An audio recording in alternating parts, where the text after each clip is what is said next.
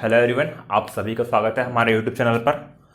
इस चैनल के माध्यम से अपन सीजीपीएससी के लिए जो भारत का इतिहास है वो सब्जेक्ट कवर करेंगे, जो आपके प्री और मेंस दोनों के लिए काम आएगा। ठीक है, अब देखते हैं हम लोग स्टार्ट किया क्या मध्यकालीन भारत के इतिहास में। मध्यकालीन भारत का इतिहास अपन प्रारंभ किए थे, जिसमें से आरंभिक आक्रमण और दिल्ली सल्तनत हमारा समाप्त हो चुका है। उसके बाद बचा क्या है, अब मुगल वंश बचा है। क्या बचा है? मुगल वंश बचा है, वही अपन स्टार्ट किए हैं। हमने कल देखा है बाबर के बारे में, किसके बारे में देखा है? बाबर के बारे में। कल अपन देख चुके हैं कि कैसे पानीपत के प्रथम युद्ध में बाबर ने इब्राहिम लोदी को पराजित किया और अब भारत विजय अभियान उसने प्रारंभ किया है। हमने देखा उनके द्वारा लड़े गए 4 प्रमुख युद्धों के बारे में। कौन कौन से थे वो?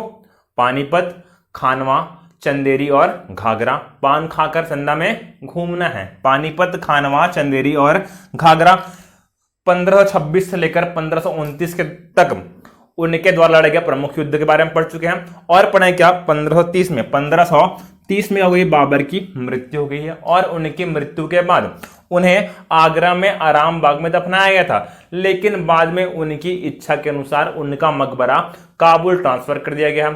ये अपन कल देख चुके हैं। कल एक पॉइंट बताया था आखिरी में मैं कि बाबर के 4 पुत्र हैं। कितने पुत्र हैं? 4 पुत्र हैं। और बाबर की अंतिम इच्छा है क्या कि जो साम्राज्य है, साम्राज्य का विभाजन उनके पुत्रों के मध्य बराबर बराबर कर दिया जाए। ये बाबर ने अपनी इच्छा जताई थी अपने बड़े पुत्र हुमायूं के समक्ष। हुमायूं के समक्ष इच्छा बताई कि उन्होंने कि उनके साम्राज्य का विभाजन उनके पुत्रों के मध्य बराबर बराबर कर दिया जाए। जब बाबर की मृत्यु हो गई है, तब उनका ज्येष्ठ पुत्र कौन है? हुमायूं है। ज्येष्ठ पुत्र कौन है? हुमायूं। हुमायूं ने अपने पिता की बात रखी है और अपने साम्राज्य का विभाजन अपने भाइयों के समक्ष बराबरी से किया है। ठीक है, साम्राज्य का विभाजन अपने भाइयों के मध्य बराबरी से किया है। अब देखते हैं बाबर के पुत्रों के बारे में। बाबर के 4 पुत्र हैं। कितने पुत्र हैं? 4 पुत्र हैं। कौन कौन से? हुमायूं, कामरान, हिंदाल और अस्करी। नाम क्या है? हुमायूं, कामरान, हिंदाल और अस्करी। ये बाबर के 4 पुत्र हैं, जिनमें से ज्येष्ठ पुत्र कौन सा है? हुमायूं, जिन्हें क्या मिला है? दिल्ली और आगरा का क्षेत्र। दिल्ली और आगरा का क्षेत्र किसको मिला है? हुमायूं को मिला है। एक क्वेश्चन आएगा, आगरा शहर किसने बसाया था? किसने बसाया था? याद कीजिए, 1504 में आगरा शहर सिकंदर लोदी ने बसाया था। साथ ही साथ 1506 में क्या बना? उसे अपनी राजधानी बनाया है। ठीक है, ये बात आपको याद रखना है। दिल्ली और आगरा का क्षेत्र किसको मिला है? हुमायूं को मिला है। कामरान को क्या मिला? काबुल और कांधार का इलाका। हिंदाल को क्या मिला? अलवर और मेवात का इलाका, जो कि राजस्थान में है। और अस्करी को मिला क्या? संभल का इलाका, जो कि वर्तमान उत्तर प्रदेश में है। और इस तरीके से बाबर की इच्छा के अनुसार उनके ज्येष्ठ पुत्र हुमायूं ने अपने साम्राज्य का विभाजन कर दिया है। जब भी साम्राज्य का विभाजन हो रहा है, मतलब क्या है? एक विशाल साम्राज्य अब अनेक छोटे छोटे राज्यों में बढ़ गया है। मतलब एक शक्तिशाली राज्य छोटे छोटे कमजोर राज्य में बढ़ गया है। और यही क्या हो रहा है? हुमायूं के सामने बहुत बड़ी समस्या बनकर आने वाली है, क्योंकि अब उसका राज्य अनेक छोटे राज्यों में विभक्त हो गया है। कई इतिहासकार कहते हैं क्या? हुमायूं को कांटों से भरा ताज मिला। हुमायूं को कांटों से भरा ताज मिला है। अब ऐसा बोल क्यों रहे हैं? ऐसा बोल क्यों रहे हैं, उसके बारे में देखते हैं। जब हुमायूं गद्दी पर बैठा, 1530 की बात है, जब बाबर की मृत्यु हुई थी, वह गद्दी पर बैठा, तब उनके सामने हुमायूं के समक्ष कौन कौन सी समस्याएं थी? ठीक है, एक क्वेश्चन लिखिए 4 मार्क्स में। हुमायूं को कांटों से भरा ताज मिला था। हुमायूं को कांटों से भरा ताज मिला था। इस कथन को स्पष्ट कीजिए। इस कथन को स्पष्ट कीजिए। अगर आसान भाषा में कहूं मैं, तो क्वेश्चन पूछ रहा है क्या? शासन प्राप्त करने के पश्चात हुमायूं के सम्मुख कौन कौन सी समस्याएं थी, उनके बारे में लिखिए। यही पूछना चाह रहा है। शासन प्राप्त करने के पश्चात या सत्ता संभालने के पश्चात हुमायूं के समक्ष कौन कौन सी समस्याएं थी, उनके बारे में आपको लिखना है। ठीक है, यही क्वेश्चन में पूछ रहे हैं। देखते हैं कौन कौन सी समस्याएं थी उनके समक्ष। पहला क्या है? अफगान समस्या। पहला क्या था? अफगान समस्या। हमने देखा क्या पानीपत के प्रथम युद्ध में बाबर ने किसको हराया था? इब्राहिम लोदी को हराया था। फिर हमने देखा कौन सा युद्ध? घाघरा का युद्ध। क्या देखा है? घाघरा का युद्ध, जिसमें अफगानों को भारत से भगाने के लिए, अफगानों को भारत से भगाने के लिए ही बाबर ने लड़ा है, घाघरा का युद्ध लड़ा है, जहां पर उनका सामना इब्राहिम लोदी के चचेरे भाई किससे हुआ था, महमूद लोदी से हुआ था। लेकिन हार तो गए, घाघरा के युद्ध में महमूद लोदी हारे जरूर हैं, लेकिन भारत छोड़कर नहीं गए, भारत छोड़कर नहीं गए हम, और वो हमेशा बदला लेना चाह रहे हैं, वो इन मुगलों से बदला लेने की इच्छा रखते हैं, इसीलिए उनके आक्रमण का भय सदैव बना रहा है। ठीक है, हुमायूं अगर कहीं भी जा रहे हैं तो उनके समक्ष समस्या क्या है कि ये महमूद लोदी जो है, जिन्हें बाबर ने घाघरा के युद्ध में हराया था, वो अब कभी भी आक्रमण कर सकते किसके ऊपर, हुमायूं के ऊपर। और ये बहुत बड़ी, अगर डर है किसी चीज का भय, शत्रु का भय, मतलब क्या है, आपको आर्मी नियुक्त करना पड़ेगा, आपके पास धन नहीं है फिर भी आपको आर्मी आपको बाउंड्री पर तैनात करके रखनी है, हमेशा युद्ध का माहौल है, मतलब अधिक धन का व्यय होगा आर्मी बॉर्डर की देखरेख के लिए, क्योंकि आपको आर्मी हमेशा तैनात रखनी है। ये क्या है, बाबर के सामने, सॉरी हुमायूं के सामने पहली अफगान समस्या थी क्या, महमूद लोदी का भय। ठीक है, अब इसी में अफगान में एक व्यक्ति और है, नाम है शेर शाह सूरी। नाम क्या है, शेर शाह सूरी सॉरी, हमने कल पढ़ा है चंदेरी का युद्ध। क्या पढ़ा है, चंदेरी का युद्ध। हमने पढ़ा है उस युद्ध में बाबर की तरफ से एक सैनिक लड़ने आया था, नाम क्या था उसका, शेर शाह सूरी। नाम क्या था, शेर शाह सूरी। मैं वहां पर बताया था क्या कि बाद में यही शेर शाह सूरी हुमायूं को पराजित करेगा और दिल्ली की गद्दी पर क्या करेगा, कब्जा करेगा, दिल्ली की गद्दी पर यह कब्जा करेगा। मतलब क्या है, शेर शाह सूरी ने, जो कि एक अफगान है, क्या है वो, अफगान व्यक्ति है, उसने हुमायूं को नाको चना छपवाए हैं, बहुत अत्यधिक परेशान किया है। और शेर शाह सूरी लगातार, हालांकि ऐसा नहीं कि पहली बार जीत गया, उसने इससे पहले भी आक्रमण किए थे, हालांकि पहले शेर शाह सूरी हारा है, लेकिन फिर भी उसने बहुत अधिक मात्रा में हुमायूं को जन धन की क्षति पहुंचाई है। और इनके आक्रमणों से, शेर शाह सूरी के आक्रमणों के कारण ही हुमायूं के राज्य का पतन होना प्रारंभ हुआ था। मतलब क्या है, सबसे बड़ी समस्या क्या है, अफगान समस्या है। जब हुमायूं बादशाह बना है, उनके समक्ष सबसे बड़ी समस्या क्या थी, अफगान समस्या। महमूद लोदी और शेर शाह सूरी दोनों निगाहें गड़ा के रखे हैं कि कब मौका मिले और कब इनको सत्ता से बाहर फेंक दिया जाए। ठीक है, ये क्या थी, पहली समस्या थी। दूसरा क्या, कमजोर सैन्य व्यवस्था। क्या बोल रहे हैं, कमजोर सैन्य व्यवस्था। हमने देखा है क्या, बाबर ने युद्ध में जीतने के पश्चात काबुल के प्रत्येक घर में क्या बांट दिया, चांदी का एक सिक्का बांट दिया। ठीक है, काबुल के प्रत्येक घर में चांदी का एक सिक्का बांटा था और कलंदर की उपाधि धारण की थी। कौन से युद्ध के पश्चात, पानीपत के प्रथम बैटल के पश्चात बाबर ने काबुल के प्रत्येक घर में क्या बांटा है, चांदी का सिक्का बांटा है और कलंदर की उपाधि धारण की है। अब उस समय तो भयंकर खुश थे, बांट दी है सिक्का, लेकिन ध्यान देना, जब इतने बड़े शहर में आप चांदी का सिक्का बांट रहे हो, मतलब क्या है, आपका राजकोष खाली रहेगा, आपका राजकोष खाली हो जाएगा। और जब राजकोष खाली हो गया है तो आर्मी को देने के लिए पैसा नहीं है, अगर पैसा नहीं है तो फिर कौन जॉब करेगा, सैनिकों ने जॉब छोड़ दिया, कम सैनिक बचे हैं। अब कम सैनिकों का खर्चा उठा सकता है राज्य, इसी कारण सैन्य व्यवस्था क्या हो गई है, कमजोर हो गई। सैन्य व्यवस्था क्या हो गई, कमजोर, क्योंकि राज्य की स्थिति, वित्तीय स्थिति इतनी नहीं है कि वो बहुत बड़ी आर्मी को वेतन दे सके। और इसी कारण क्या बोले हैं, कमजोर सैन्य व्यवस्था है, या सैन्य पावर, जो मैन पावर है बहुत कम है किसके पास, हुमायूं के पास। अगर आपके पास अच्छी आर्मी नहीं है, बहुत बड़ी आर्मी नहीं है, तो कैसे आप अन्य राज्यों पर आक्रमण करेंगे या अन्य राज्यों से अपने राज्य की सुरक्षा करेंगे। ठीक है, ये क्या है, हुमायूं के सामने बहुत बड़ी समस्या थी। तीसरे हैं हुमायूं के भाई। तीसरे कौन है, हुमायूं के भाई ही इनके लिए बहुत बड़ी समस्या है, क्योंकि इनके भाइयों के समक्ष साम्राज्य का बंटवारा हुआ है। इसी कारण एक विशाल राज्य, एक शक्तिशाली राज्य अनेक छोटे छोटे राज्यों में बंट कर रह गया है। ठीक है, अगर ये तीनों सेनापति बनते, हुमायूं बादशाह रहता और ये तीनों उनके राज्य में ही सेनापति रहते, तो जो मुगल वंश है और तरक्की करता। लेकिन क्योंकि इन भाइयों को अलग अलग हिस्सा मिला, बंटवारा मिल चुका है, इसीलिए चारों का राज्य का हो चुका है, कमजोर हो चुका है। इन सब उपरोक्त कारणों से क्या कहा गया था कि हुमायूं को कांटों से भरा ताज मिला था। क्लियर है, ये लिख के लाना, आपको 4 मार्क्स में लिख के लाना है, शॉर्ट करना है इसको। ठीक है, मैं समझा दिया हूं क्यों बोल रहे हैं, क्या कांटों से भरा ताज क्यों बोले हैं, समझ चुके अपन। इन शॉर्ट क्या बोलना, इन शॉर्ट बोलना चाह रहा था कि उनके सामने समस्याएं क्या थी, और समस्याएं अपन जस्ट अभी पढ़ चुके हैं। ठीक। ठीक है।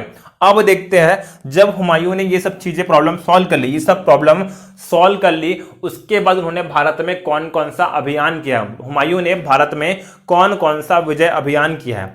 इससे पहले बात सुनिए, हुमायूं ना ही अपने पिता की तरह और ना ही अपने पुत्र की तरह कुशल सेना नायक नहीं था, ठीक है। वो अपने पिता और पुत्र की तरह कुशल सेना नायक नहीं था, ठीक है। हालांकि वो जीत भी जा रहा है, तो भी जीतने के पश्चात उस क्षेत्र संचालन कैसे करना है, इस बात को ठीक तरीके से मैनेज नहीं कर पाता है कौन, हुमायूं। मतलब क्या है, सैन्य क्षमता का अभाव है as compare to Babur and Akbar, ठीक है। देखते हैं कैसे, ये कथन मैं क्यों बोल रहा हूं इसके बारे में देखते हैं।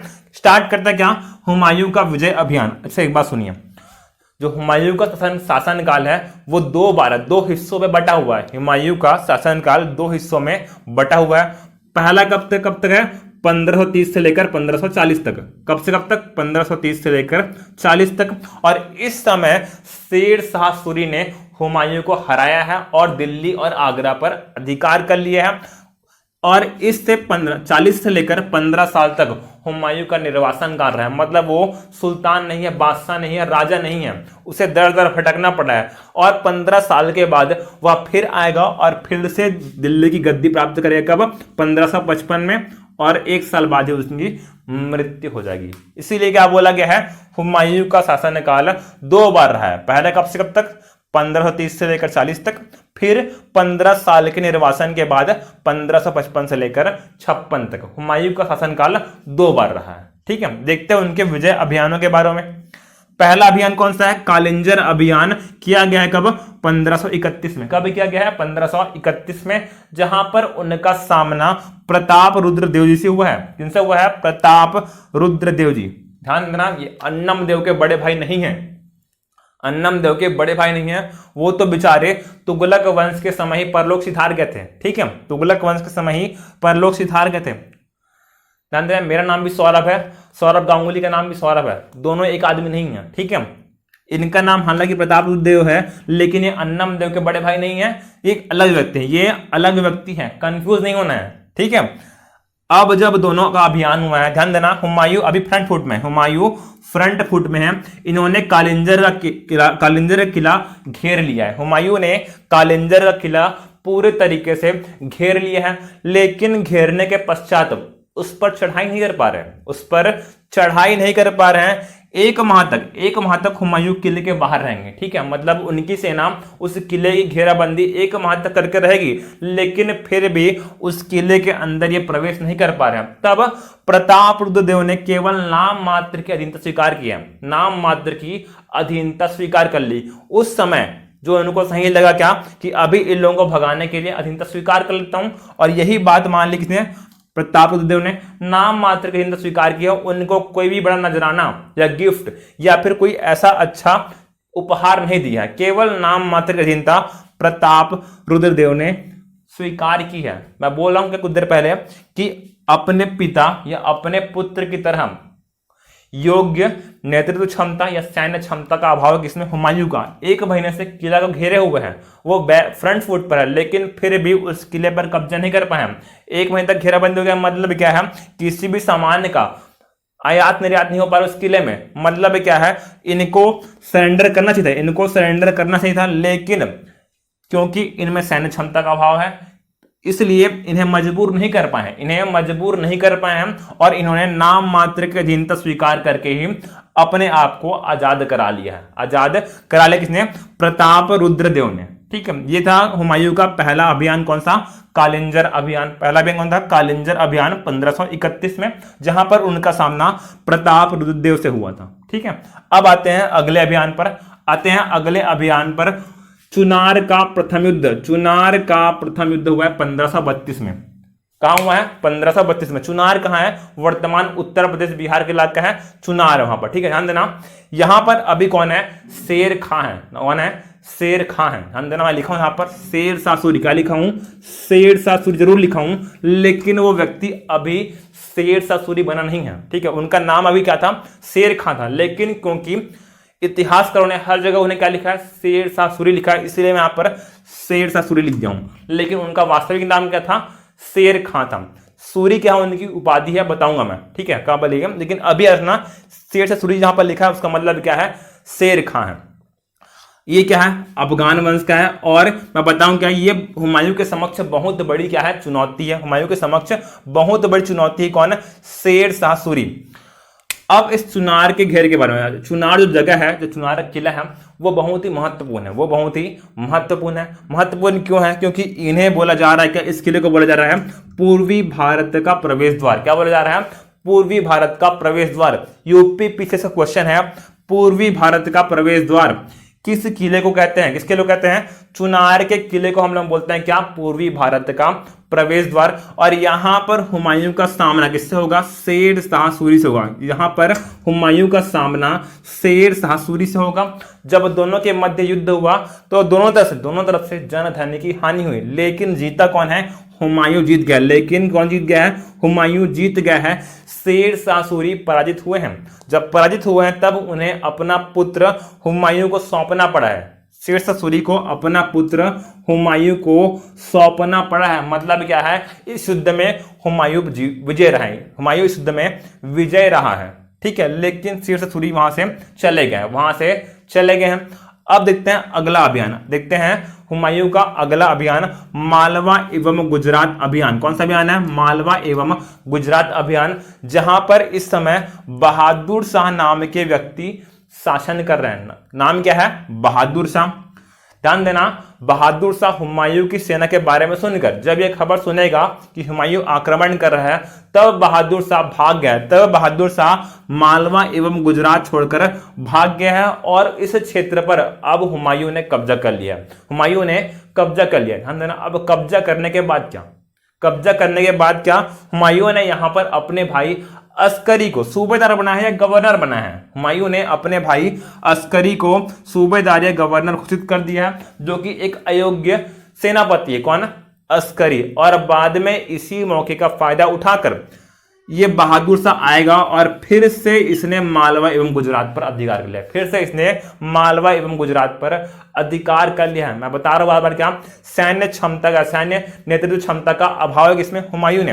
वो जब कब्जा कर लिया है तब वहां पर किसी योग्य व्यक्ति को बैठाना चाहिए था, लेकिन भावनाओं में आकर अपने भाई को ही नियुक्त किया है, जो कि एक कुशल सेनापति या योग्य नेतृत्वकर्ता नहीं है। और इसी कारण बहादुर शाह को मौका मिला क्या कि वह फिर से कब्जा कर ले मालवा एवं गुजरात पर, और उसने वही किया है। मतलब क्या है, फिर से यह क्षेत्र मालवा एवं गुजरात का क्षेत्र हुमायूं के हाथ से निकल चुका है। जीतने के पश्चात भी यह क्षेत्र उनके हाथ से निकल चुका है, ठीक है।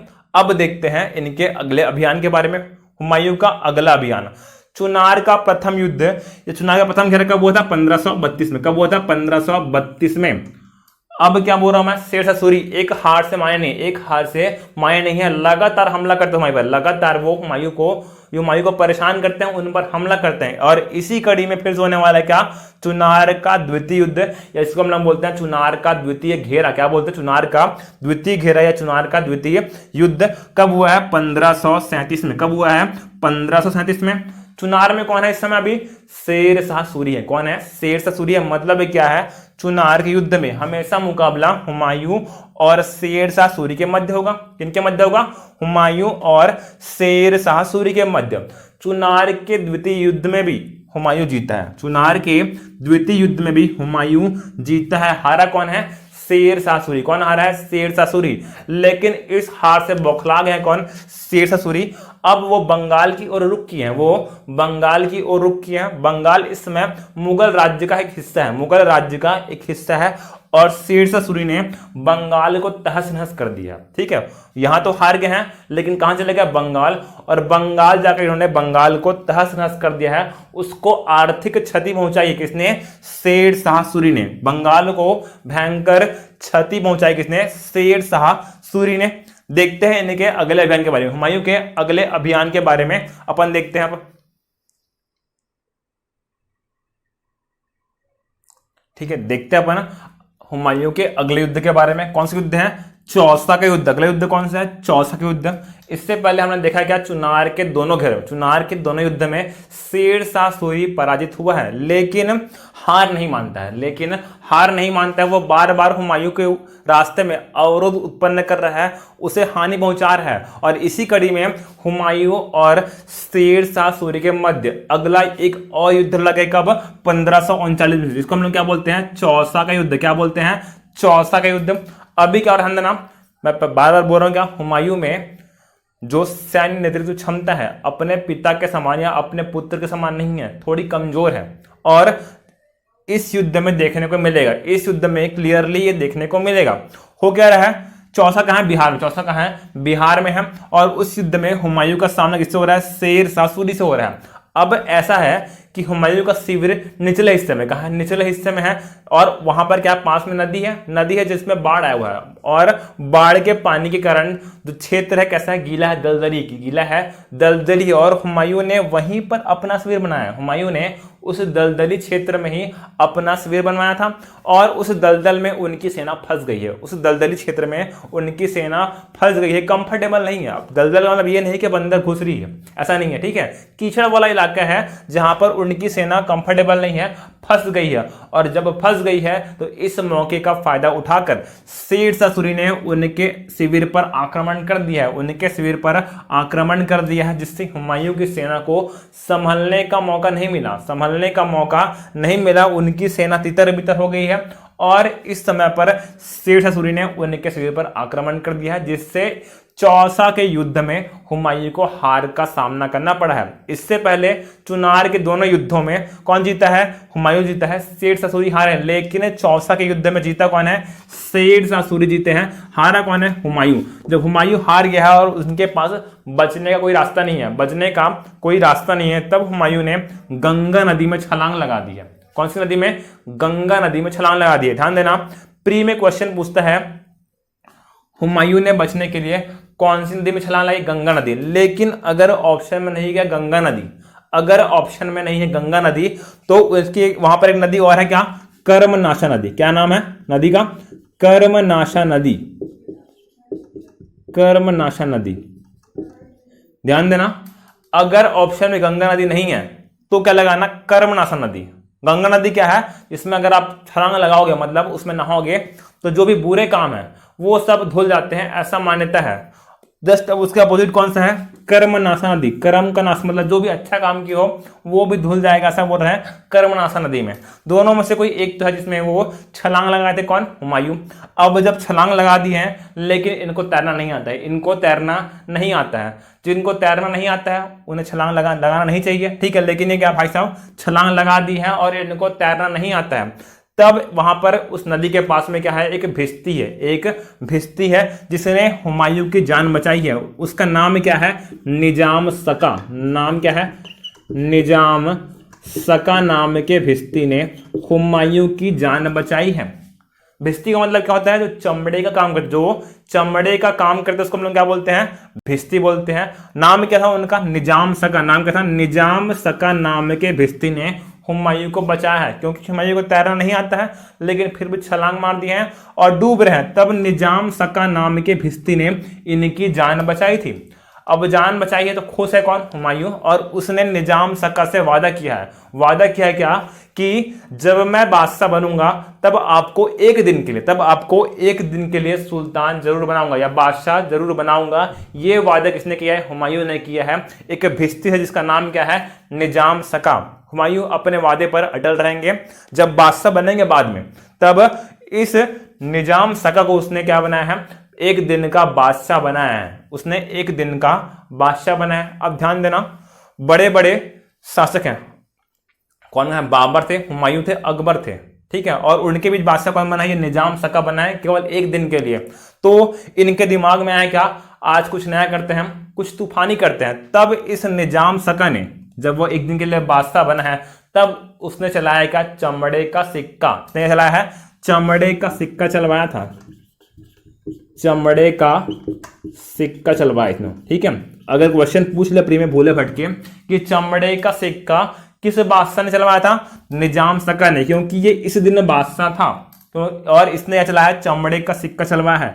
जो चमड़े का काम करता है उसको हम लोग क्या बोलते हैं, भिस्ती बोलते हैं। और ये क्या था, एक भिस्ती था, इसीलिए अपने प्रोफेशन को सिक्कों में ढालते हुए चलाया, चमड़े का सिक्का चलवाया है। जब वो क्या बनेगा, एक दिन का बादशाह बनेगा।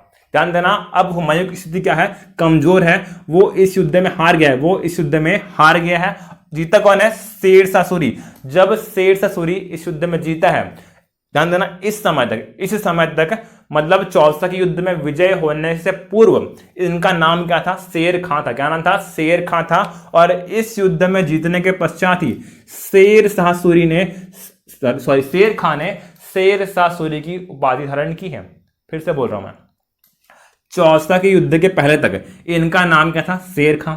लेकिन चौसा के युद्ध में हुमायूं को परास्त करने के बाद इन्होंने शेरशाह सूरी की उपाधि धारण की है। ठीक है, इसी कारण हम से हर जगह लिखे अपन, इनसे पहले भी क्या लिखे अपन, शेरशाह सूरी लिखे हैं। लेकिन बने कब हैं, 1539 में क्या बना ये, शेरशाह सूरी। उसके पहले क्या था, ये शेर खां ही थे। ठीक है, जीता कौन है यहाँ पर, शेरशाह सूरी जीत गया, हुमायूं हार गया। अब हुमायूं के पास क्या है, चैलेंज है क्या, कि इन्हें हराना है, क्योंकि इज्जत पे आ गई है बात। लेकिन अभी क्या है, ये एक बहुत ही मजबूत स्थिति में कौन है, शेरशाह सूरी।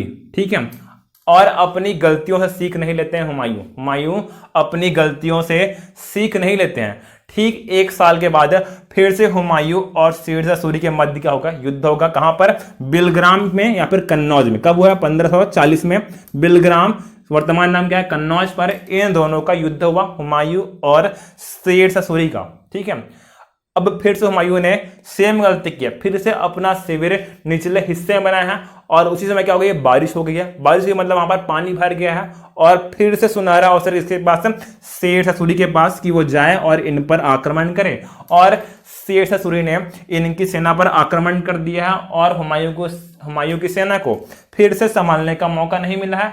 हुमायूं की सेना फिर से परास्त हुई है। जीता कौन है, शेरशाह सूरी इस युद्ध में फिर से जीत गया है। लेकिन शेरशाह सूरी का पुत्र नाम क्या है, कुतुब खां इस युद्ध में मारा गया है। शेरशाह सूरी का पुत्र कुतुब खां बिलग्राम या कन्नौज के युद्ध में मारा गया था। लेकिन जीत कौन गए हैं, शेरशाह सूरी जीत गए हैं। तब हुमायूं को दिल्ली और आगरा छोड़ना पड़ा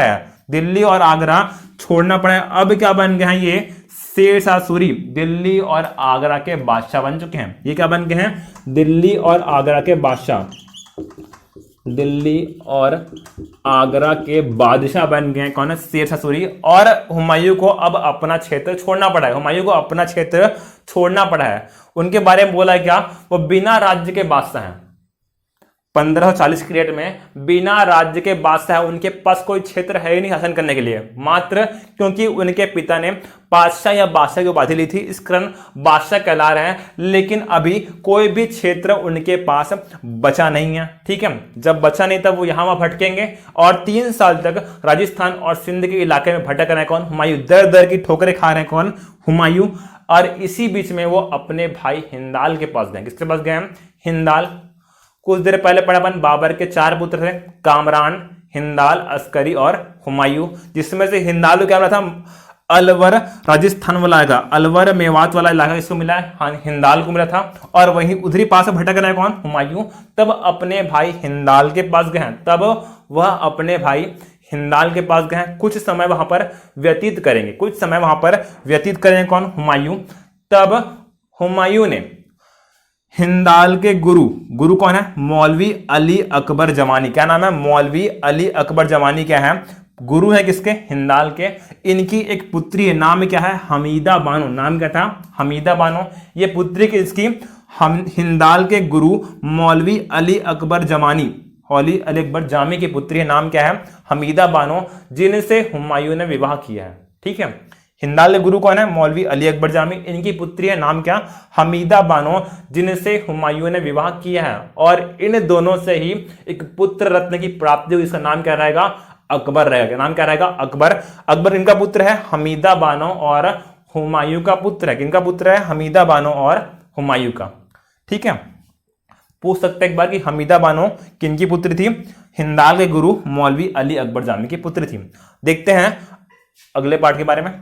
15 अक्टूबर 1542 को क्या हुआ है, अकबर का जन्म हुआ है। क्वेश्चन प्री में पूछ चुका है कि अकबर का जन्म कहां हुआ है, राणा वीर साल के महल में, जो कहां है, अमरकोट सिंध वाले एरिया में। कहां है, अमरकोट सिंध वाले एरिया में, राणा वीर साल के महल में 15 अक्टूबर 1542 को क्या हुआ था, अकबर का जन्म हुआ था। ध्यान देना, किसी के डेट में, किसी के डेट ऑफ बर्थ में इतना इंपॉर्टेंस नहीं है, लेकिन व्यापम में ये पूछ सकता है डेट के साथ में कि अकबर का जन्म कहां हुआ था, क्योंकि भारत के इतिहास में सम्राट अशोक और अकबर का नाम, ठीक है, इन दोनों का नाम बहुत ही सम्मान के साथ लिया जाता है, क्योंकि बोला जाता है क्या, ये दोनों क्या है, इन्होंने अखंड भारत पर, लगभग पूरे भारत पर शासन किया और अच्छा शासन किया है। इनका शासन निरंकुश नहीं था, प्रजा कल्याण के इन्होंने कार्य किया है, इसीलिए अकबर का डेट ऑफ बर्थ महत्वपूर्ण है, आप लोग याद करना। 15 अक्टूबर 1542 में अमरकोट सिंध में इनका जन्म हुआ था। अब अकबर क्या छोटे हैं, तब हुमायूं ने अपने भाई अस्करी को कहा है क्या कि आप अकबर की देखभाल कीजिए। अपने भाई अस्करी को क्या बोला है कि आप अकबर की देखभाल कीजिए, और वो अपनी पत्नी हमीदा बानो के साथ कहां चले गए हैं, ईरान चले गए। कहां चले गए हैं, ईरान चले गए हैं। अपने पुत्र अकबर को एक छोटे उम्र में ही कहां छोड़ दिया, अपने भाई अस्करी के पास, और कहां गए हैं, ईरान की यात्रा पर चले गए हैं। ईरान यात्रा घूमने नहीं गए हैं, अब फिर से अपना साम्राज्य वापस प्राप्त करने की लालसा किसमें है, हुमायूं में है, और इसी प्रयोजन से कहां गए हैं, वो ईरान गए हैं। ईरान जाते उन्होंने काबुल एवं कांधार पर अधिकार कर लिया है। काबुल एवं कांधार पर अधिकार किसने कर लिया है, हुमायूं ने कर लिया है। वहां पर इस समय कौन है काबुल के शासक, कामरान थे। कौन थे, कामरान थे, जो कि हुमायूं के ही भाई हैं, वो हुमायूं के ही भाई हैं। उनसे सत्ता छीनकर अब हुमायूं ने काबुल एवं कांधार पर कब्जा कर लिया है। अब जितना भी उनका क्षेत्र था, बाबर क्षेत्र था, उन सब क्षेत्रों को फिर से जीतना चाह रहे कौन, हुमायूं, और इन सब क्षेत्रों को जीतकर वो पुनः कहां आएंगे, दिल्ली आएंगे, पुनः दिल्ली आएंगे। देखते हैं कैसे कैसे क्रमबद्ध रूप से कैसे जीते, देखते हैं। काबुल जीतने के पश्चात उन्होंने 1555 में लाहौर भी जीत लिया। लाहौर भी उन्होंने जीत लिया, मतलब अब भारत के बहुत ही समीप आ गए हैं। अब भारत के बहुत ही समीप आ गए हैं कौन, हुमायूं। हम इसी समय क्या हो रहा है, हुमायूं को हराया किसने था, शेरशाह सूरी ने। किसने हराया था, शेरशाह सूरी ने। लेकिन कुछ समय पश्चात ही एक दुर्घटना में शेरशाह सूरी की मृत्यु हो गई है। दुर्घटना में शेरशाह सूरी की मृत्यु हो जाती है। ध्यान देना, जब तक शेरशाह सूरी दिल्ली पर बैठा है तब तक हुमायूं की हिम्मत नहीं है क्या कि भारत पर आक्रमण करें। लेकिन जब उसे पता चला कि शेरशाह सूरी की मृत्यु हो चुकी है और उनके बाद सूरी वंश के शासक कैसे हैं, कमजोर हैं, तब उसके मन में लालसा क्या है कि अब वो दिल्ली वापस प्राप्त कर सकता है। और इसी कड़ी में उसने एक युद्ध लड़ा है, कौन सा, मच्छीवाड़ा का युद्ध। कब लड़ा है, 1555 में। कब लड़ा है, 1555 में लड़ा है उसने मच्छीवाड़ा का युद्ध।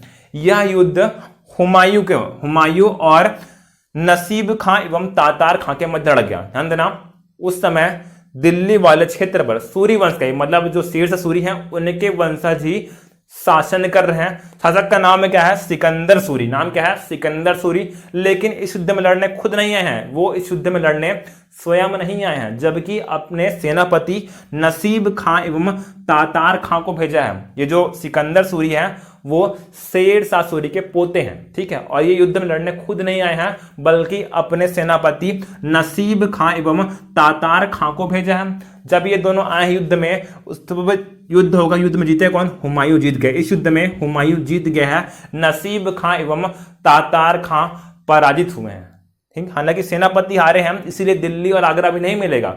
लेकिन ठीक उसी साल में 1555 में ही फिर से चैलेंज करेंगे इसको, सिकंदर सूरी को बोलेंगे कि सेनापति तो हार गए, अब आप ही बचे हो। और परिणाम स्वरूप हुमायूं और सिकंदर सूरी के मध्य फिर से एक युद्ध लड़ा जाए। कौन सा युद्ध है, सरहिंद का युद्ध। कौन सा युद्ध है, सरहिंद का युद्ध, जो कि 1555 में ही लड़ा गया।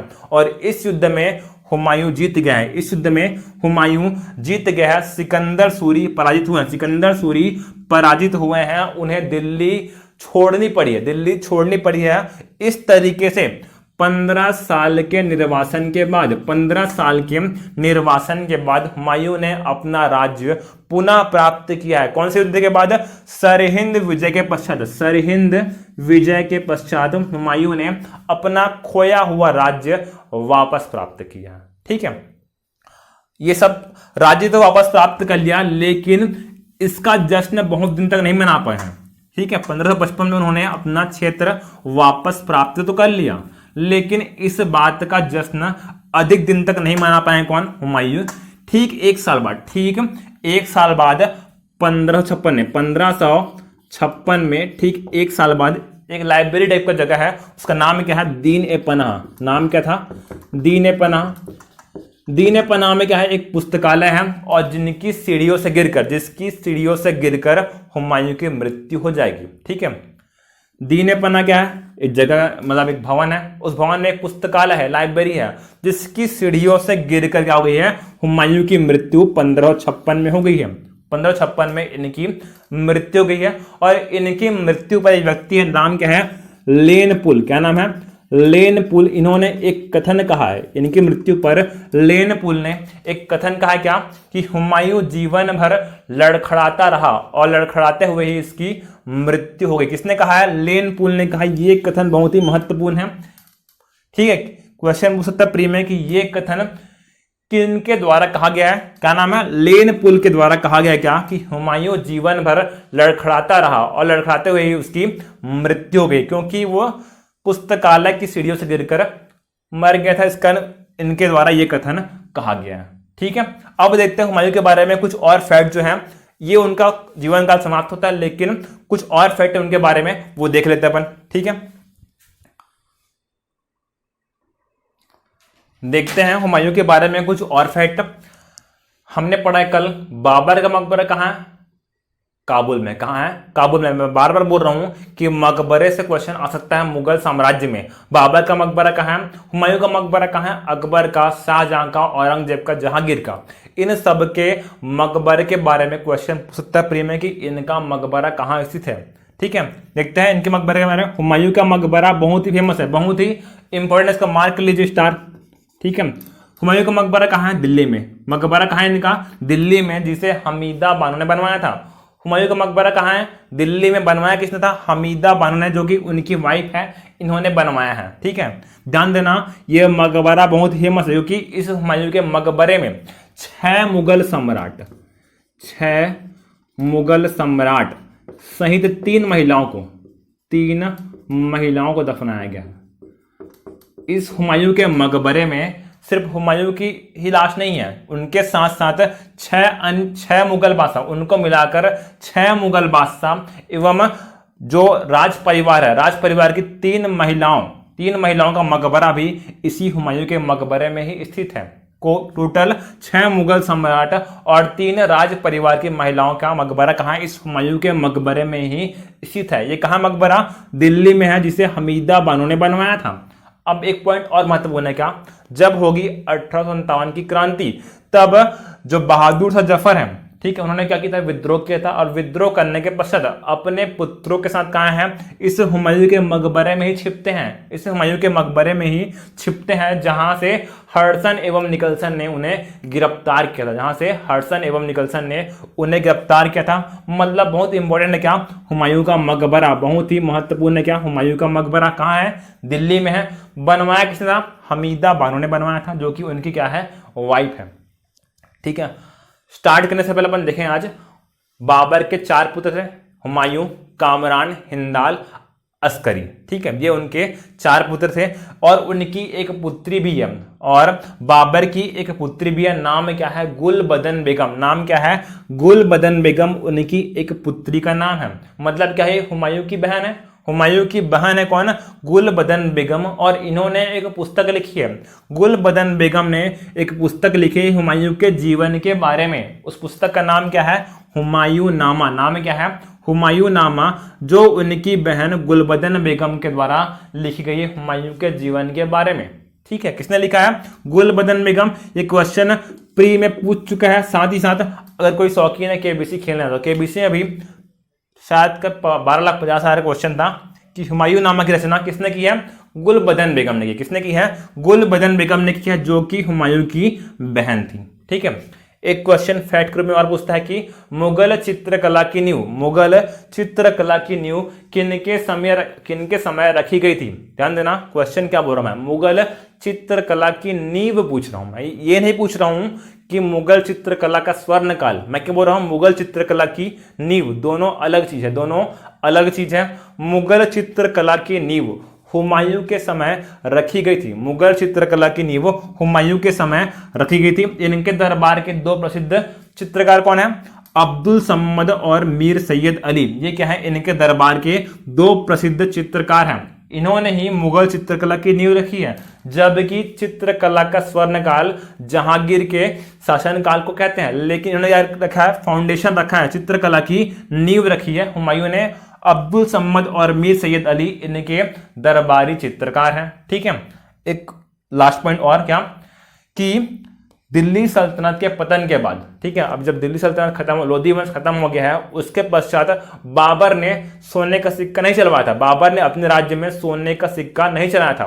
क्वेश्चन पूछा है यूपीएससी में कि दिल्ली सल्तनत के पतन के पश्चात प्रथम मुगल बादशाह जिसने सोने के सिक्के चलाए कौन है, वो हुमायूं है। कौन है वो, हुमायूं। क्वेश्चन सुनिए, दिल्ली सल्तनत के पतन के पश्चात प्रथम मुगल बादशाह जिसने सोने के सिक्के चलाए कौन है, वो हुमायूं है। कौन है वो, हुमायूं है।